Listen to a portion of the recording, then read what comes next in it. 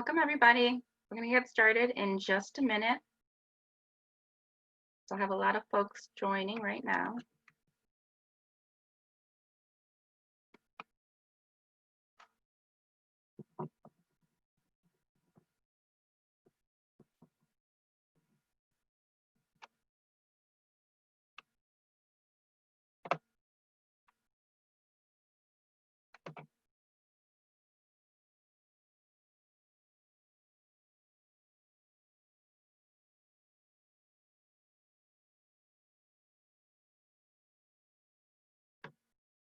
Alrighty. Ooh, more folks coming in.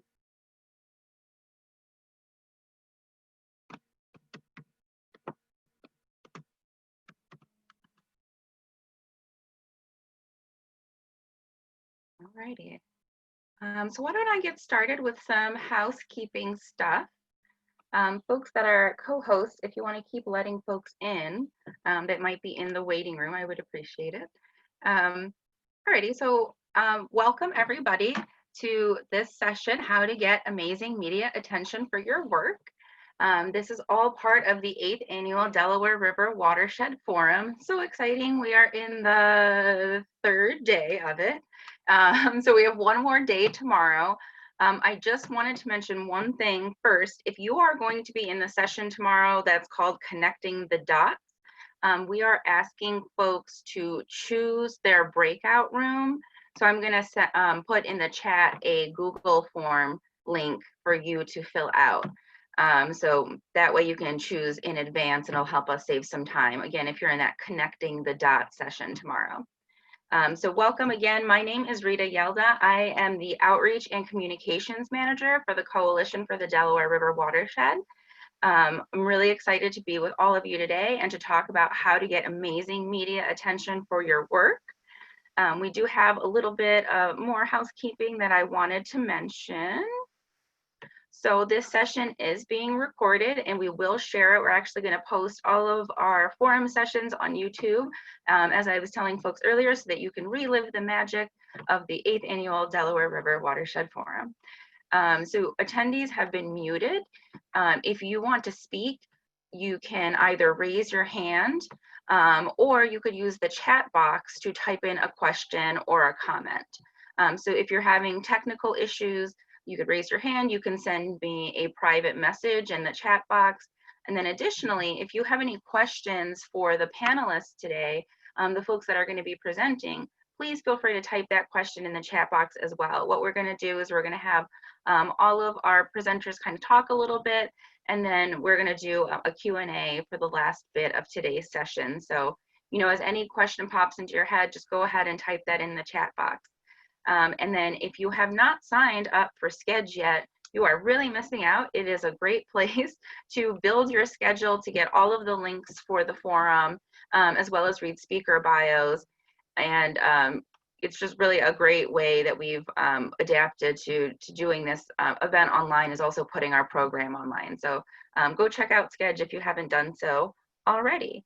And with that, I'm going to introduce our presenters today. So excited. Thank you all for taking the time out to take part in the forum. So we're going to be talking to Julie Slavet, the Executive Director of TTF Watershed Partnership. We're going to talk to Adam Hymans, the Managing Director at Resource Media. And then Alex, oh my gosh, I'm so sorry, Alex. I hope that I pronounce it correctly. How do you pronounce your last name, Alex? Oh, you're muted. Go. It is Mulcahy. Mulcahy. Thank you, Alex. Like Father Mulcahy from MASH, for those old enough to remember MASH.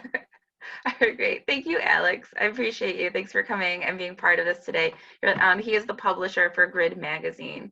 All right, well, with that, I'm going to pass it off to Julie. And Julie, take it away. Thanks, Rita. So welcome, everybody. I think this is going to be a really productive panel. We've put a little thought into sort of what we're talking about. I don't think the three of us have been on a panel together. And the motivation for this panel was actually people saying to us at TTF, how do you get such amazing media attention? So that's what we decided to name the panel. And these two folks that are joining me are incredible resources. Some of you probably know Adam Hymans from Resource Media. He is an incredible resource. He's based out of the Philadelphia office, which is really wonderful for those of us in Philadelphia. You know, Resource Media is a national nonprofit communications firm. Adam brings 15 years of experience in strategic communications, nonprofit marketing, and philanthropy, working across a variety of fields. One of the things that's really interesting, which is a little different for us, is that he focuses on food and farm justice. So we're going to get to learn a little bit about sort of another portfolio. And, you know, outside of the food work, he provides communications capacity for the Delaware River Watershed Initiative, which is near and dear to our hearts. Adam is terrific, and I'm really happy that he said yes, knowing how crazy busy it is. In addition, we have someone who's right there. You know, if those of you don't know or have never read Grid Magazine, shame on you. Alex is the publisher of Red Flag Media, which publishes Grid Magazine. It's also really interesting. Red Flag also publishes Magnet, which is an indie rock magazine, and Decibel, an extreme metal magazine. I thought that was, get a little other side of Alex Mulcahy. And Alex is the editor of Grid. And, you know, I think that in Philly here, we are very proud. Grid is one of the things that many of us like to get, like to pick up at you know, some place that we visit, or like to get at home. Alex and I really believe that print is not dead. So let's make sure that it isn't dead, and we should all be supporting Grid. Thank you. You are welcome. I've worked with Alex over the years, but never actually had met him in person. So this was really fun to be able to sort of communicate and get to work on some things together that we will probably talk about a little bit later. What we're going to do is we have some questions that we're going to ask each other, and this will be a conversation. We have some slides to look at too.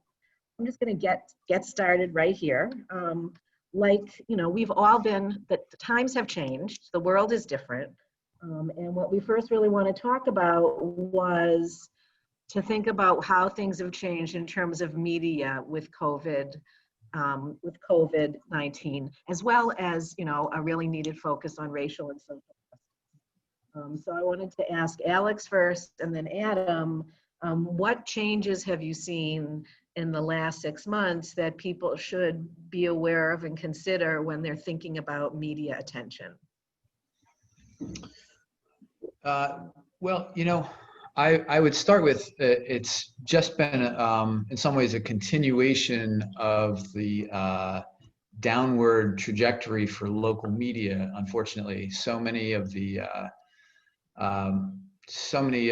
things that local media has come to rely upon. You know, obviously the print ads are a big part of it, and when you have places that aren't open, institutions that you rely upon, that revenue stream disappears. But then also some of the savvier publications throughout the country have done things like have events, and that's been like a major piece of the puzzle for them. So that, of course, is gone for the foreseeable future. But then there's also the bigger picture. So I started Grid in 2008, and part of the reason that I did it is because I felt that the media was so dispersed, so diffuse, that you could click on a story about an Arctic ice shelf you know, falling apart, or you could read about you know, how well the Eagles did, or you know, a video by, you know, some pop performer. And I wanted something that was very focused on sustainability. That sustainability was always the prism through which we looked at things. So now, of course, we don't have as much sports, we don't have as much entertainment, but what we do have are a president who is a black hole for attention, and then a pandemic. So there's personal health, and then of course the intersection of that with social justice. So so it's hard. I can tell you, from for us, our revenue has gone down, and that means that we have fewer pages. So fewer pages, fewer stories, harder to get in. And then I'm sure you're all at least somewhat aware, probably very aware of how many local newspapers have closed, the city papers. It was tough before, and it's even tougher now. So I would probably, I feel like Adam, who is dealing with things on a larger scale, might be able to provide more information about what he's seeing. Sure. So I think Alex is absolutely right. It's just even before the pandemic, we noticed that a lot of news outlets are struggling to stay afloat financially. And what that translates to, as Alex was saying, is fewer places for stories, also fewer journalists at these publications, fewer journalists that are focused on specific beats and subject areas, which definitely influences how you think about pitching and whom you think about pitching. I would also add that this means that journalists are also under a lot more pressure to build or promise an audience for their stories when they're working with their editors, which has an impact on how we need to package our stories. And also I would say one interesting development is that there are a lot more freelance writers involved, just because it makes more sense for a lot of publications to kind of stay lean in terms of the number of staff writers they have. I think it also, from what I've seen, having that larger cabal of freelance writers also helps to source a much richer variety of stories, because freelance writers, especially during the COVID pandemic, are kind of spread across the country. So, what does this mean for us communications folks who are pitching on a regular basis? So, it's pretty clear that this means that we've all had to up our game. We have to, in terms of managing expectations, we have to work harder, we have to work longer, and we have to be smarter than we've ever had to be to get our news and stories placed. So in practice, I think that means that we have to give ourselves more time to do more research and deep reading. Number one, to see who's still at certain outlets in our kind of market that we're pitching in.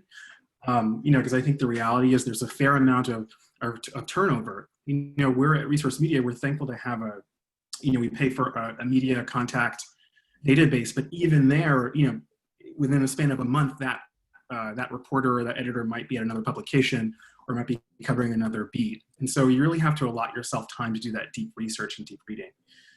Also, I think because of the COVID pandemic, because of politics, I think, reporters, even if they're still on the same beat, have really been, you can see an evolution and a shift in terms of how they're writing their stories and understanding their stories, how they want their stories to fit in with what's happening in the world. So I think it's just important to, have that situational awareness when you're pitching. I think the other part of that coin is, as Alex said, sharpening our eyes and ears to what the public cares about. So where is the pulse? And I think for this, you really have to do a lot of broad reading, but then really doing the critical work of thinking about where do my stories and my issues fit in. And I think we'll get into a little bit about that a little bit more later. I think this also means that journalists are busier than they've ever been before. So as we're doing this work, we have to think ahead about how we can make their lives easier in terms of how we're packaging our stories and making our pitches and developing our relationships. And finally, I think there's a level of patience that we have to, a shift in expectations that we all have to kind of get used to. Even the most brilliant stories, the ones that are perfectly packaged and have all the elements that make for a good story, can still take a while to pitch. And even if a journalist is interested, it can still take a while for that story to develop and to actually get placed. And there are a lot of twists and turns along the way. Rita, could I ask you to pull up slide 12. So this is a great example. This is some of a story that I placed doing our food work. So we do a lot of, I lead our work working, fighting against kind of the factory farms and kind of entrenched corporate ag and all of their, the human and environmental costs of factory farms. And so we had a farmer fly-in event to DC where we were trying to connect contract farmers who were dealing with corporate power abuse and legislators. And so this story, I think I pitched it, basically took 9 months from the time that it was pitched, the journalist signed on, until the time when the editor actually gave it the green light to run. And at some point I thought that, that the editor had canned it, that they had forgotten about it, but he reached out and said, the story is still running. I'm sorry that it took so long, right? So these are the kinds of unexpected pieces that I think we're all going to have to get used to and time our work accordingly.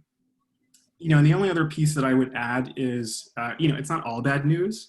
I think a lot of publications, I think to Alex's point about events, are also reinventing themselves, developing new revenue models like grant-funded storytelling projects. I'm just thinking about all the cool content grants around water that are happening in the region.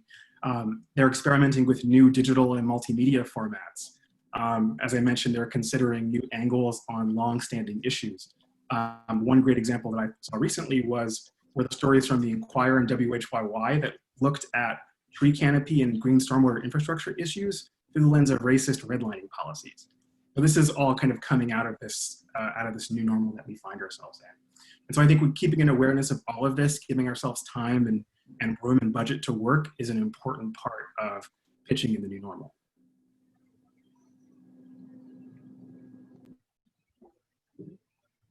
I unmuted myself. Can you hear me? Yes. Great. So thank you. I think that was a really good broad look with a lot of ideas about things that we all need to think about.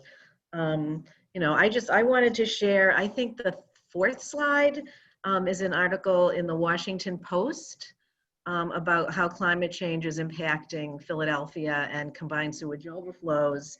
And I'm trying to see when this was published.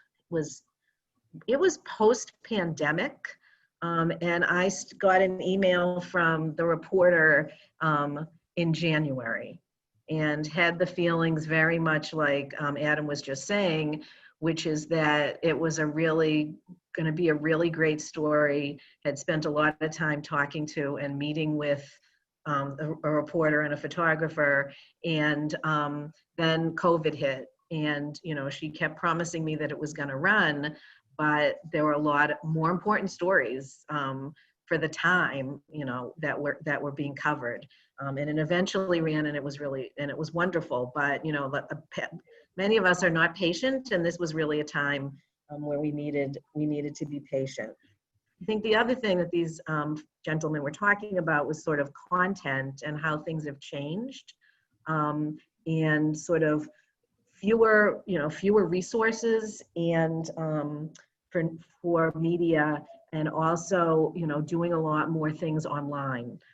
So when the flooding, we had a number of storms in the last few months that were really intense, and I'm going to share, Frank Coomer is an environment reporter for the Inquirer.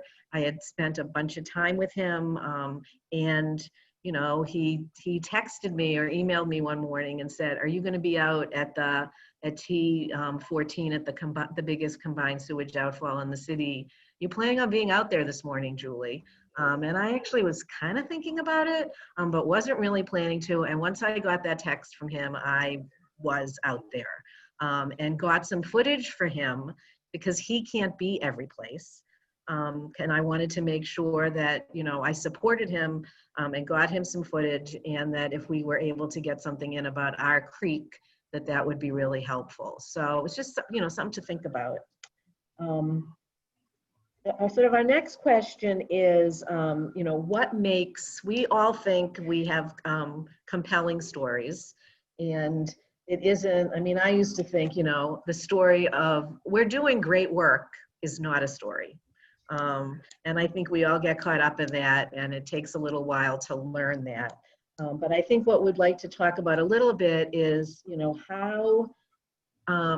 what makes for a compelling and newsworthy story. So I think we want Alex to address that first. You know, first I want to say that I feel your pain in pitching, because Grid, as a sustainability magazine, we are trying to figure out how to tell these stories just like you are. So what do you do when you have like for us, you know, what do you do when you have a public policy about stormwater management? Like what's that story?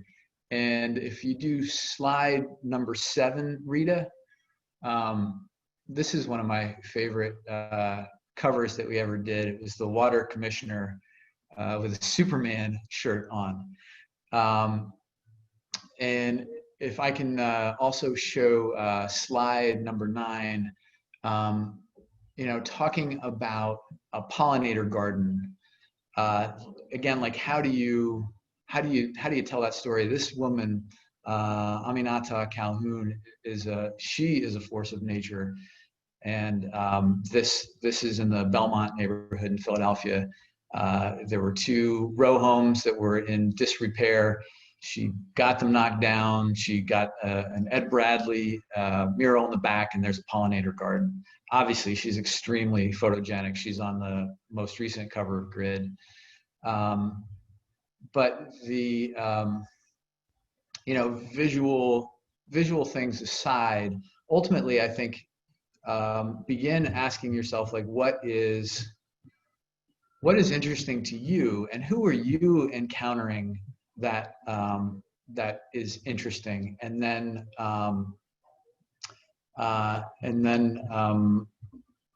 really trying to set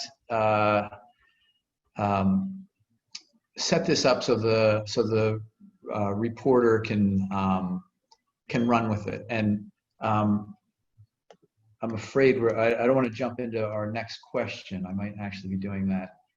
Yeah, I'll wait the comment about journalists for the next question. But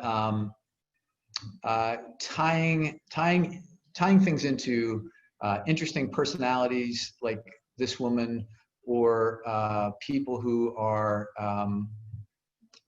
suffering as a result of stormwater management, or not having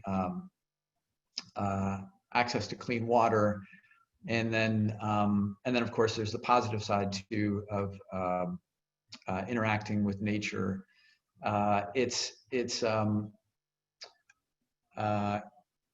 It also, I think, makes sense to consider what your stories are, and then what the news cycle is. And we keep coming back to social justice, and this story, Aminata Calhoun, has a social justice component to it too. So knowing your stories and then thinking about what's in the news, and it could be, you know, parents don't know what to do with their kids for education. How can we tie that into what we're doing? Or the mental illness problems are skyrocketing since the pandemic. What do we, as people who are interested in the stewardship of nature, like what can we offer? So being aware of what your stories are, and then how they connect to news cycles, I think is a good path.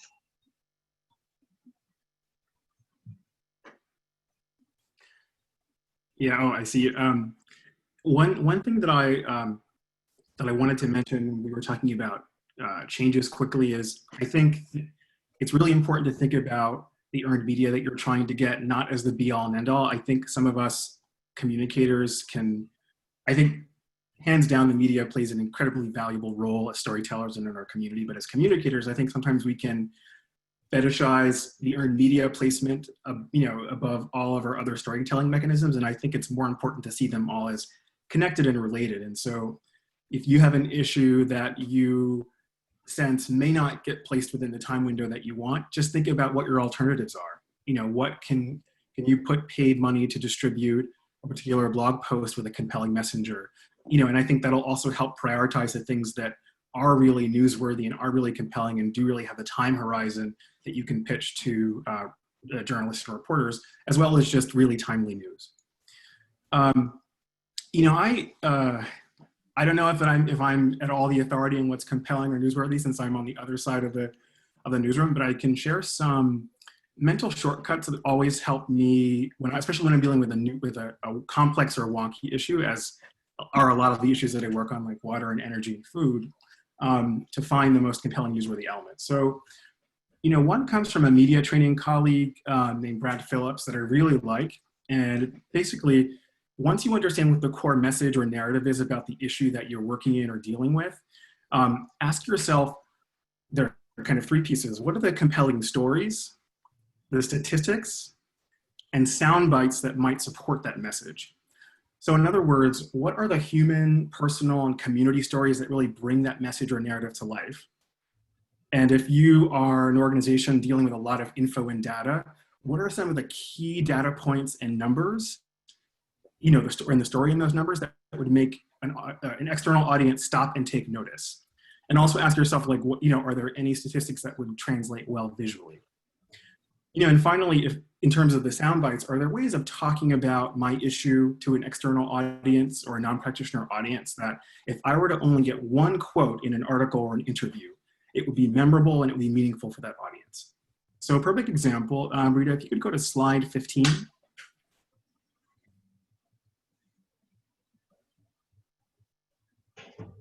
Okay, so I'm going to read this in case it's a bit harder to see, but this is a story that actually came from a response to a journalist, which we'll talk about later.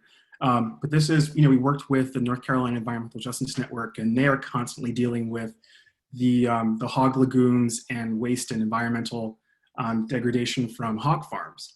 And, you know, most times, you know, folks' eyes glaze over if you just talk about the mechanism behind hog farms.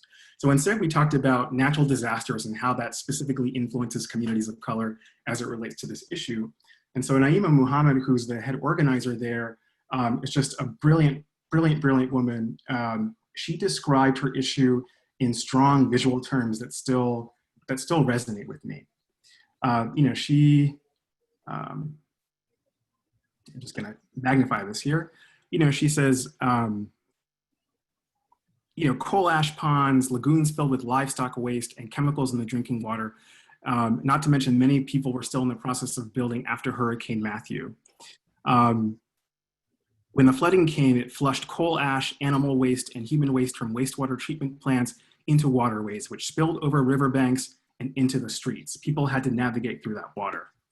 So, you know, Naima is a great storyteller, and what I love about that is if she had to talk about the gravity of this issue in one way that we'll remember, it's through that visual, literal sense of waste spilling into the streets and people having to deal with it.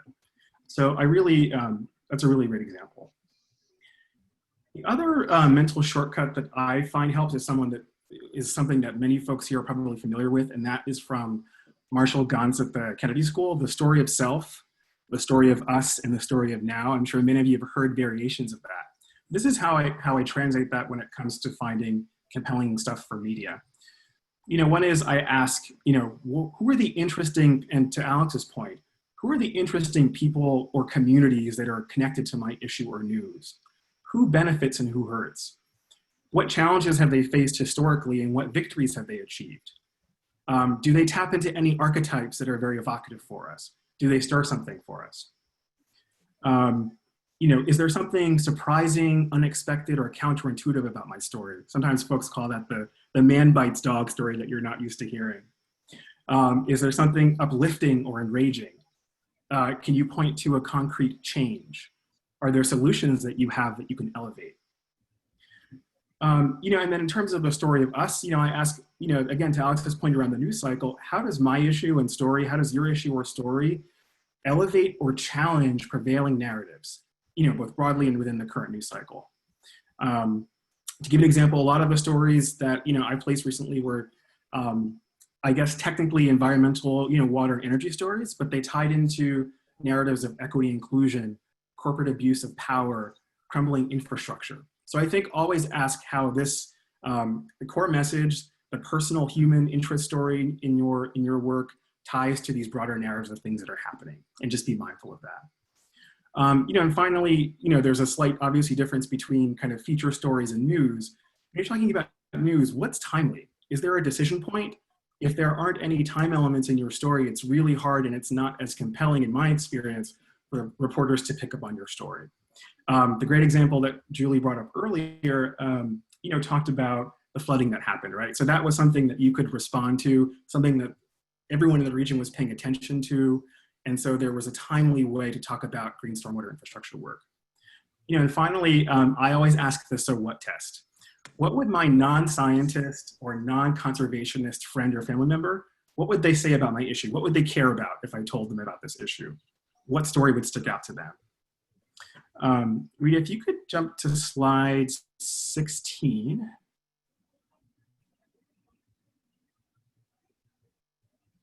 I'm sorry, actually 17. Yes, that's it. So this is a great example. I work on some of our power grid reform work in the Mid-Atlantic and the Midwest. And it is just extremely thick and complex, and it's very difficult for me to understand as a non-engineer, non-electrician, non-mathematician, non-economist.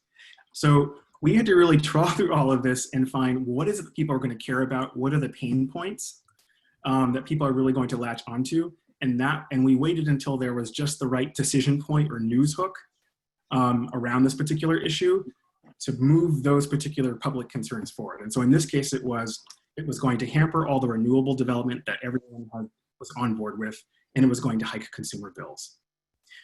And in terms of the stats piece, if you can see the visual on the right, we had to take this 30-page report and distill it down to, and actually compare and show visuals to find what's the most compelling data piece and how do we relate it to something that people already understand, and actually package it in a visual. And so this is a visual that we included in our media pitches. It ended up in blogs. So really doing that work to elevate those chief concerns and find what are data points that you can share are all really important strategies to be prepared for before you pitch. Thanks. What I'm going to do, I'm going to take a little editorial control because I want us to be able to answer the last two questions. So I'm gonna answer the relationship one, and then we're gonna skip to the last two because I think they're really important. This has been a great discussion with an incredible amount of things to really think about. I want to address relationships, and I'm gonna sort of talk about this really briefly. One of the things that Adam is talking about and Alex are people. I work with a lot of, my staff is really excited about critters, macroinvertebrates and birds and all that. But I'm really a people person. And I think it's important for us as, in terms of thinking about stories about the environment, is to really think about people. And you all know people that, that bring compelling stories. They stick out in your mind after you meet them at an event or a cleanup or something. The reason we thought of doing this panel is Resource Media helped frame an article about relationships called Stories with a capital S that Resource Media published as a blog, and then TTF republished, which is something that we do, which I would encourage everybody else to do too. Most of the time the source is very happy with letting you republish a great article. And what this really talked about was the relationship side and the need to be available. So I'm just gonna say 3 things that you should remember. I know that's a really good way to have people remember stuff. So one is to just be available. Like I said, you get an email from a reporter and you should be available. You should say to your staff, this is something I don't want to pass up. We can take things off the schedule. When the Washington Post reporter emailed me, I literally called her back in 5 minutes. And she said, whoa, you called me back so fast. And I said, I've never gotten an email from a Washington Post reporter. So, to have a little, like appreciation of how amazing that is. The second piece is just trust and honesty. You know, in the story about climate change that Frank Coomer worked on, you know, he was asking me about numbers that I didn't know about. And I said to him, you know, these are numbers you should talk to the Partnership for the Delaware Estuary about. Not the Partnership, I hope I messed that up, not the Partnership, but the Delaware Riverkeeper. So, you know, we don't have scientists on staff here at TTF. And when he's asking about flow data and changes, and, you know, I'm not going to make stuff up for him. I wanted him to talk to people that I really knew well about it, and they responded and explained things to him. And then the last one is just being thankful, you know, saying thanks when these things happen. And most of the time these guys have moved on to something else, but it's really always important to say thanks, and sharing the spotlight. So, you know, if there's a great piece that gets published, you need to retweet it. You know, you need to post it, you need to share it on your website. You should have a page that says, you know, my organization in the news, that links to all the articles. And you should, you know, really help raise up that story and use it for other purposes. What I want to do now, like I said, is skip ahead a little bit and talk about pitching and press releases, and what Alex and Adam have to say about improving success with those. How do you do that better? So, you know, I think there's a really natural progression from what you're saying, in that you want relationships with journalists, and putting the time in to know who you are talking to and what they do. So a publication like Grid, we're trying to find that inspiring angle. We want to elevate the good work that people are doing, and we want to do it through people who are going to make other people, you know, lead. And so knowing, you know, what does the Philadelphia Citizen do, and then the Inquirer, what, you know, the beats that writers have, obviously, but then, you know, what kinds of stories do they tell? So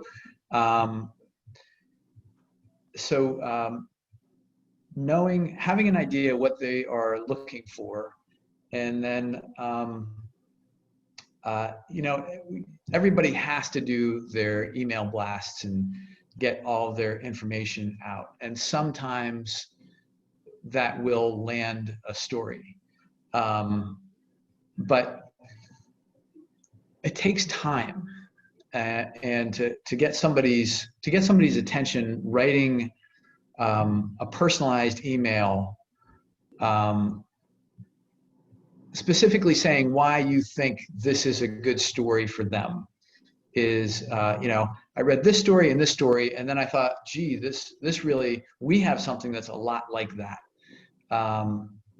You know, like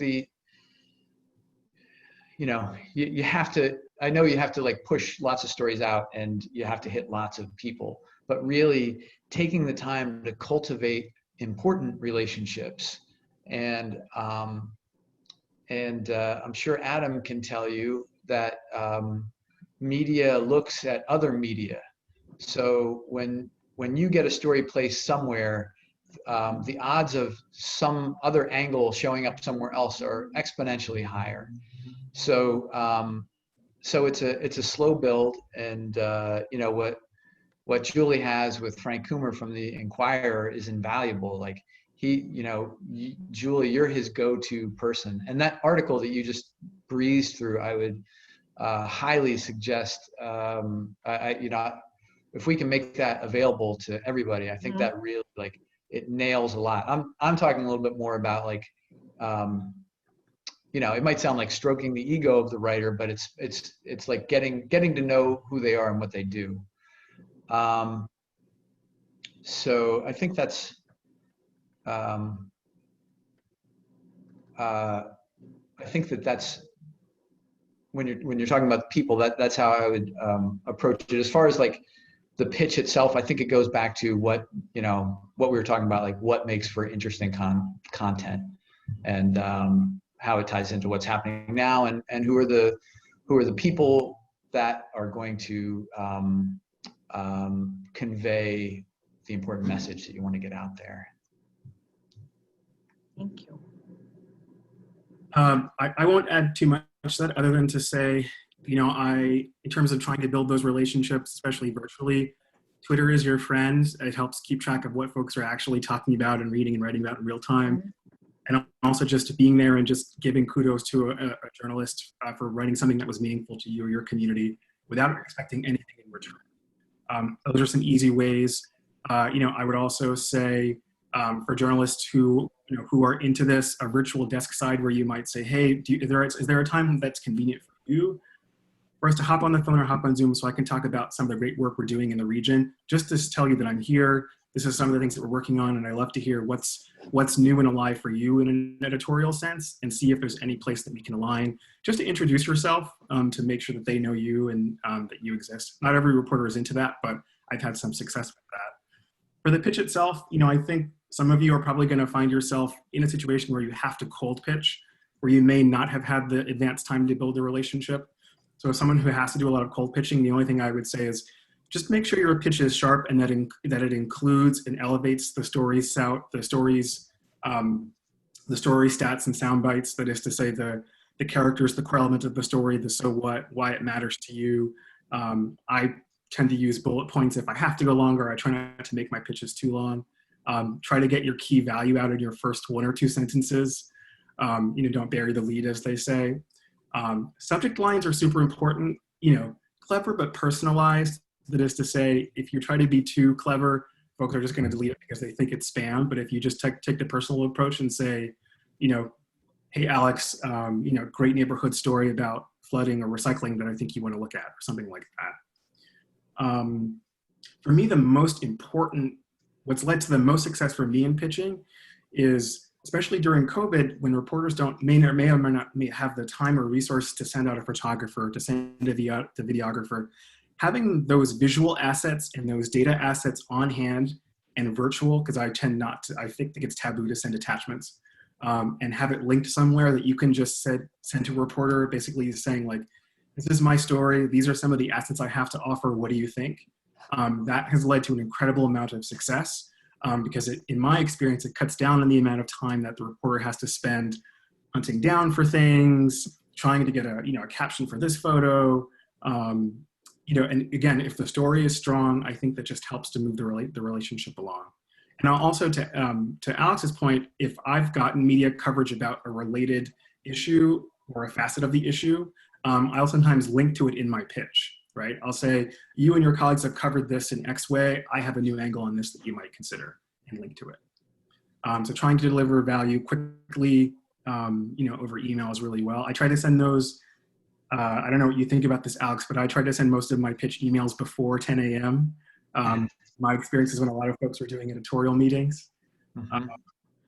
And then, you know, I will give it a little bit of time before I follow up. There's a fine line between being persistent and pestering, so I try to honor that. And I will hop on the phone when I am absolutely confident that a story is strong and timely and really deserves that follow-up.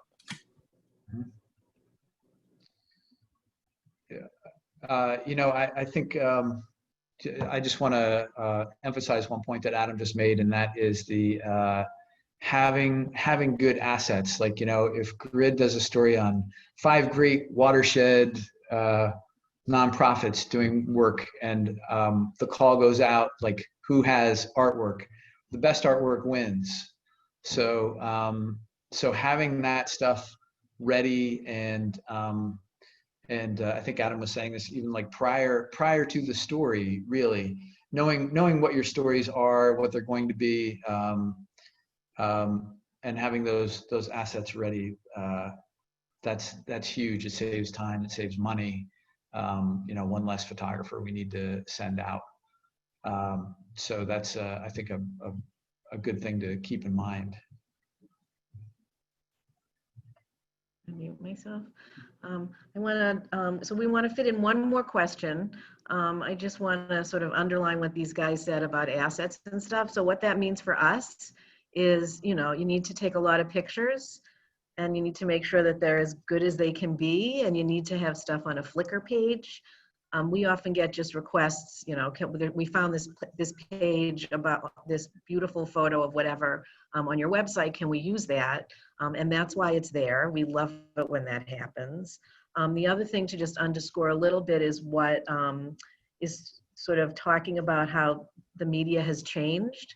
And we had a story about the litter work that we were doing across our watershed. And, you know, now the Inquirer does a lot of data work. You know, they have a whole arm that's looking at, you know, putting together charts and graphs and ways of sort of explaining what data is. And they asked us for, thank goodness we are, you know, we have a Google spreadsheet for everything, but they asked us for a list of where these kits, these cleanup kits had been given out, because they wanted to have a visual that showed where that was. So we had that ready, and they created a map with that, which is great. I think our last question is about digital and social media channels and how they all fit into this. Something that we certainly love here at TTF. So Alex, if you want to go first on this one, just sort of because I know you've done some new work. And we just want to hear how all the social media that we love fits into all of this big picture. Well, you know, yeah, I mean, I think that as you're pitching a story, paying attention to what is successful in your own social media is a good. It's one more selling point. So if you find that people are responding to one type of post that you do, or one particular topic, I think you can kind of roll that into your pitch, because as Adam pointed out, you know, it's a race for readers and eyeballs, and the more, you know, depending on the publication. For us, you know, we want to know, like, oh, is this a way to tell the story that we didn't think of? Great, you know, and then for other, you know, I'm not trying to make us out to be totally idealistic and for everybody else to be craven and pandering, but people have different pressures, and if you can say, like, this is a way to get people's attention, I think it's one more way to make your pitch more attractive.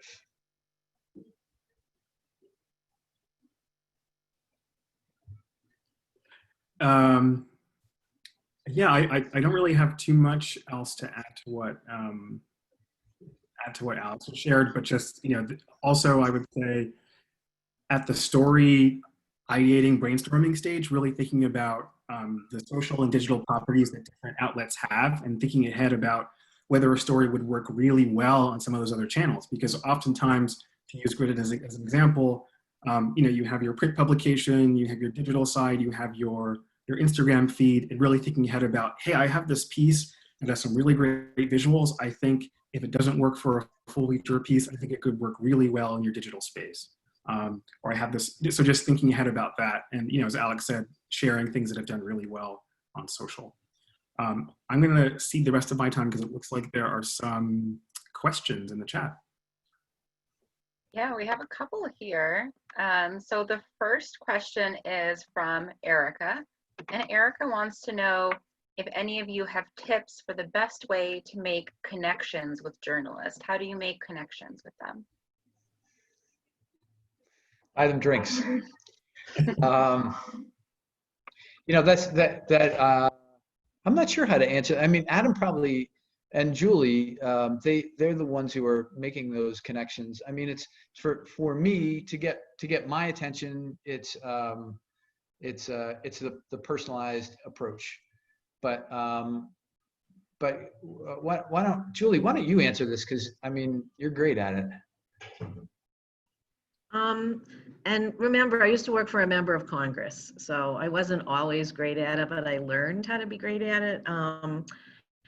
you know, it's, again, it's reading the newspaper. I sound like my father, who is 100, but it's reading the newspaper so you know what's going on in your city, and you know what's going on with Delaware River issues, and you know what the William Penn Foundation is up to.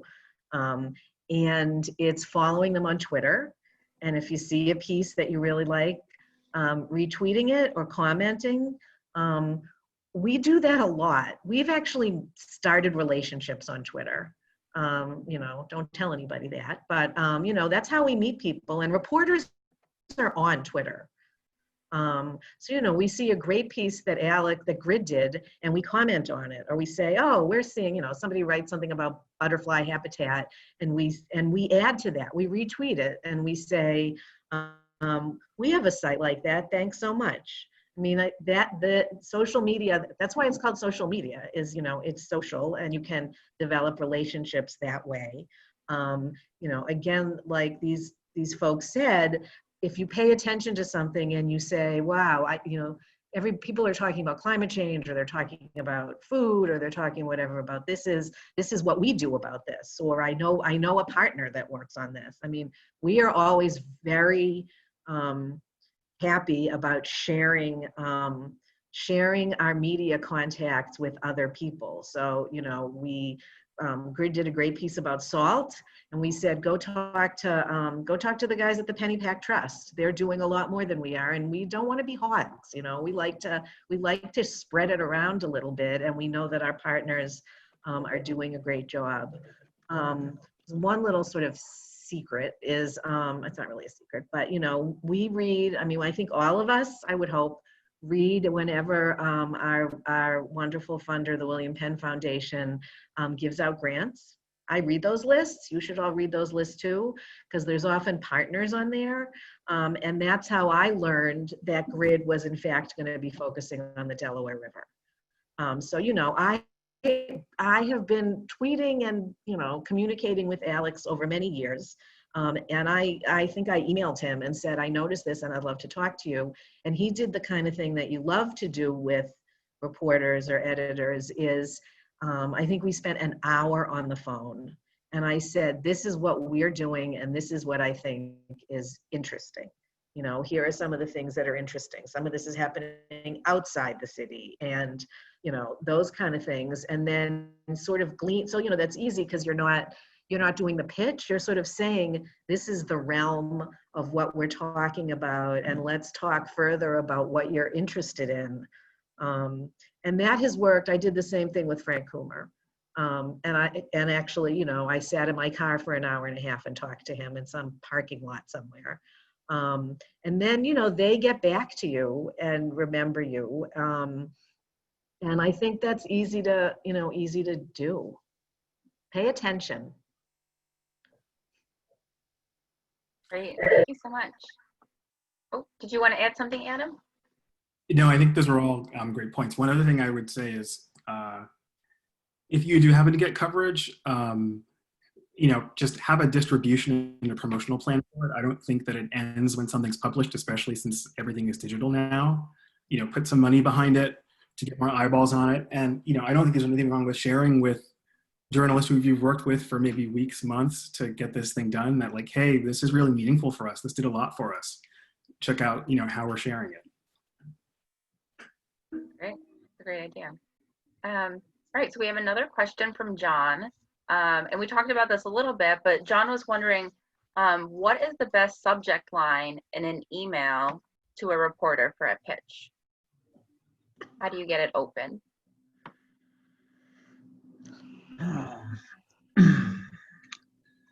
You know, I was thinking a little bit about this as we were talking about subject lines. You know, I think something for me is, I think this is a good story for Grid. Like, I feel like that's a good subject line. Or again, something specific. You know, this reminds me of the blank story you did. Maybe that's too long for a subject. But it's like, you know, this is something I think you would like, and it's got to be specific. and you don't want to like overblow it. It's just like, I think this might work for you. That's not a good subject line, but that's the sentiment. You can iron it out, I think.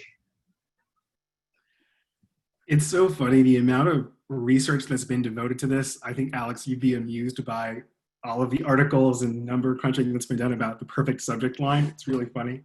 One thing that's been really helpful is I get a ridiculous amount of email, and I've been paying attention to like what subject lines grab my attention, and especially what are my scrolling habits when I look at length. And, I think one is take a subject line and send it to yourself and look at it on your phone and see how much is cut off. If half of the message has been cut off, thinking about how many people are reading emails on their phones, then it's too long. The other thing, and that's kind of an invitation to keep it short. The other thing is I try to, knowing that journalists are busy, I personally tend to just say, this is a story idea, or this is some news you might be interested in. Like the first word in the subject line is what they can expect when they open the email, just so that, it doesn't look like a marketing email that they're going to send to spam. Even if they don't like the idea, at the very least, they know what it is and they'll have a strategy to deal with it. So that's personally what I found helpful.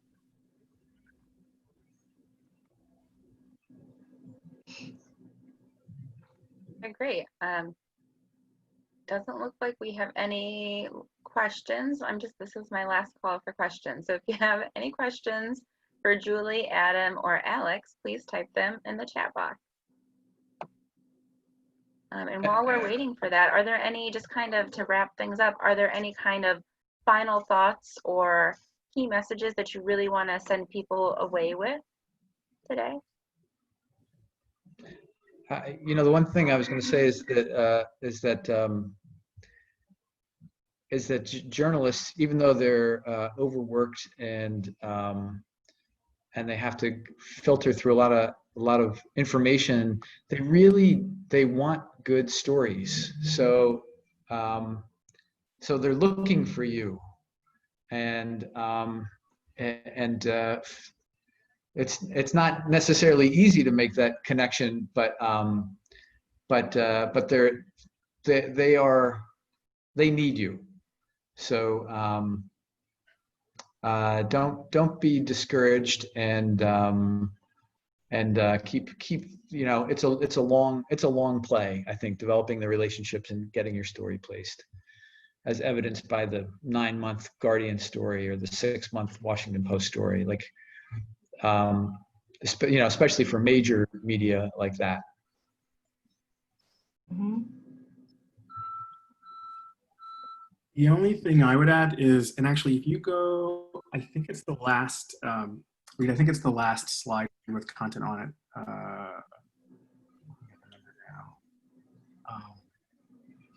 Slide 18. So for me, this is something that this is a story that our health team got placed, if you heard about Larry Brilliant at the beginning of the pandemic. This was the perfect example of being prepared to take advantage of serendipity. So this isn't a story that we actively pitched, but we worked really hard to work with our partners to say, like, what's most important, who are really interesting people, who are really, who are trusted and interesting authorities to talk about this pandemic when there's so much confusion out there. And we did all that preparation ahead of time so that when the moment came, we could say, here, someone reached out to see if, we had any leads, and we said, here we go. We have an interesting spokesperson, an interesting authority that I think you'll really like. And it really paid dividends. And so I feel like for so much of this work, some of it will be your kind of like boots on the ground, long-term pitching. Some of it will just be responding and being prepared. There is an element of, it's kind of like marrying strategy and luck. But I think it's worth it in the end. Thank you, Adam. Julie, is there anything else that you wanted to say before we finished up today? This is unusual for me, but I really don't have anything to say except for thank you. Because I think I'm really happy that I asked 2 amazing people to be on this and they said yes. And I think this was really useful, and I learned a lot. And I hope everybody else did that was on too. And I know that We are resources, so you have our contact information. So if you want to follow up or ask any other questions. I also just want to say that, you know, Rita Yelda, right above me there, as the communications person for the Coalition for the Delaware River Watershed, she had a stint with TTF, and she is amazing, and really knows a lot about all these things that we are talking about. So because she is, you know, part of a coalition that we're all part of and offers resources, you should pay attention to the kind of programs and trainings, and you should feel free to call Rita and ask her questions if you have them. And of course, you should follow the coalition on social media. Thank you, Julie, and thanks for all that you do for Philly and for helping to bring this together today. Thank you so much to Adam and Alex for your time as well. And for everybody that is still on, please go pick out your next session for the forum. We're excited to see you and to keep learning with you. So thank you, everybody, for your time today. Thanks, everybody. Everyone. Okay. Bye.